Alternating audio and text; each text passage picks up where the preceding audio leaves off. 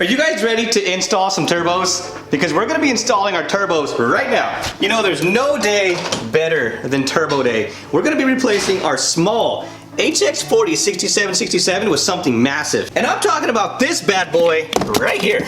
Now feast your eyes on this monstrosity here. This is a G42 1450. It's a 79.8 millimeter wheel, which compared to my whole set, that thing's nothing. Time to blow up more drivetrain parts, and we're gonna run all the boost. Well, we'll see about that. I'm finally excited to install this turbocharger. You guys know I've been talking about it forever, and I'm finally happy. Today is the day. This turbocharger was built by Pulsar, and honestly, I've been hearing a lot of good reviews about them. And honestly, you guys, I'm gonna try them out and give you the real experience of a Pulsar G42 turbocharger seeing about 40 to 50 pounds of boost.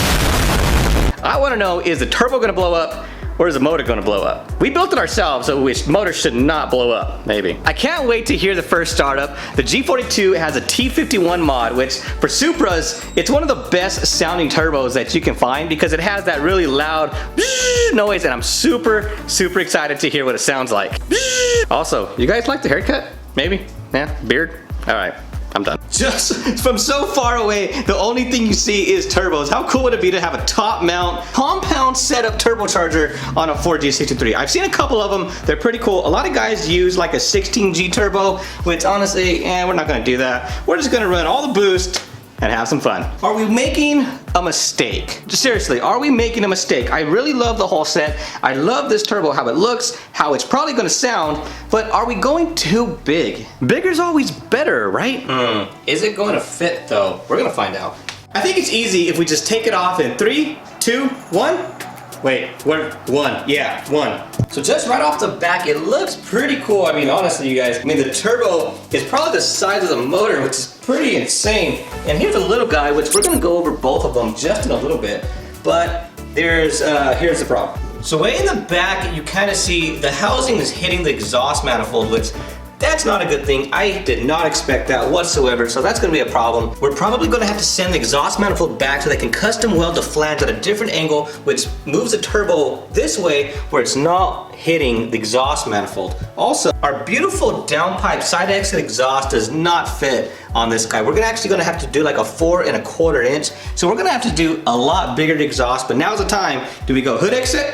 Or do we go with the side exit? And the granddaddy of them all. Unfortunately, the compressor housing is hitting the radiator. You can kind of see it's dead hitting it. So we are gonna have to go to a different radiator. I'm thinking of a Koyo radiator, which is 9.5 inches by 30 inches long. So let's compare both of these turbos. You know, just by looking at these guys, I don't think you can actually justify the comparison on camera. Obviously, this one's like literally twice the size of this one, and the exhaust housing way bigger. Honestly, we should keep boost up in the upper RPMs. I'm planning on revving this thing up to about 9,000. Where this little guy just couldn't keep up with the demand. Unlike this behemoth, it's gonna keep up. So here's the both of the exhaust sides, side by side. You can see on the Pulsar, it's a lot bigger, a lot thicker. And on the Pulsar HX40, there's a lot of blades up in there. Also, the blades inside the Pulsar, they're a lot more angled versus the one in the whole set. They're more straight. Now I want to say this AR housing is a 1.0, where this one is a 1.15.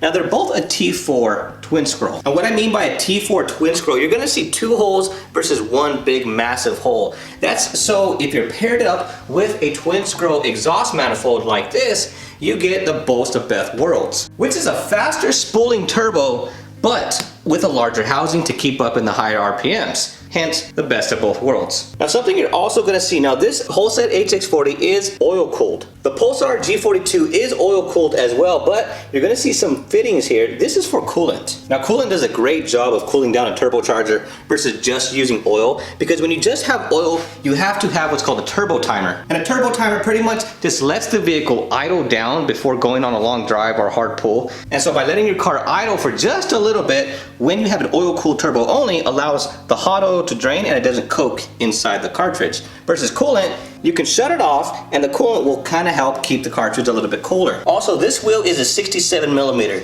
This one, I want to say it's a 75. Big difference. Now, as far as the compressor side, you're going to see a massive difference versus the compressor housing on the G42 is roughly 3 inches on the inlet. Now, the inlet on here is roughly about 2.5 on the HX40. And here's a really cool shot of the Pulsar of the compressor covers. You kind of see just by looking at both of them, The Pulsar uses a 79mm turbocharger, which is the wheel inside here. And on the HX40, yep, you guessed it, 67mm. What's also nice about the Pulsar, it has a compressor wheel turbine shaft speed sensor where we can add one if we wanted to. Honestly, I don't think we're gonna need to, but it helps. Also, this one is ball bearing versus this one is a journal bearing. This one's gonna spool up, hopefully something close to this. I highly doubt it, but we'll definitely find out. With the turbo off, you can see it's built by BS Fab, which it had a crack in the weld right there, which honestly it looks like dog crap, and I had to weld it, unfortunately. When I first got it, that was welded wrong. I am gonna have to get a new manifold or do something different because you can kind of see it's barely touching the runner right there. So unfortunately, we are gonna have to do a lot of rebuilding on the whole exhaust system. We didn't want to do that, but unfortunately, to make this monstrosity fit, we'll figure something out. So comment down below, keep the side exit, but we're gonna go to a 4-inch exhaust. So either keep the side exit or do a hood dump. If you guys don't comment down below and tell me what you guys think would be pretty cool, it's gonna be a side exit, so forever hold your peace, it's going out the bumper. Unless you think out the hood would be cool. I mean, it would be, wouldn't it? You know, it's kind of funny, we're worrying about replacing the turbos with the bigger one when we should be worrying about the T-case because it kind of exploded. It doesn't have the output shaft no more. It's stuck in the driveline still. We're over here fooling around, messing around with turbos when we should actually be fixing the car. We should have left it how it was, but hey, we're gonna go faster, and that's always the goal. You know, we're gonna have to build some nice, beautiful 3-inch aluminum intercooler piping. I should have honestly just left the turbo on, fixed the T-case. You know, I mean, that would have been the smart thing, right? That would have been the smart adult thing to do, is just to leave the turbo on, not replace it, fix the T-case, and we could have went racing. As you can tell, I have an addiction. Help me. I hope you guys enjoyed this little bit update on the car. I mean, honestly, we didn't get much done. We got the turbo off. We kind of know what we have to do now. So in the process of about a week or so, I'm gonna be ordering some parts. Slowly, very, very slowly, because, well, we gotta save some money and we gotta sell some stuff. So just like that, I'll catch you guys in the next one. Hopefully we have some more parts, and I think we will. So, I'll see you later. Bye. Also, we're about like 2,000 miles over the oil change on the Supra. Don't kill me, I'm sorry. But next video, oil change? Yeah? Later.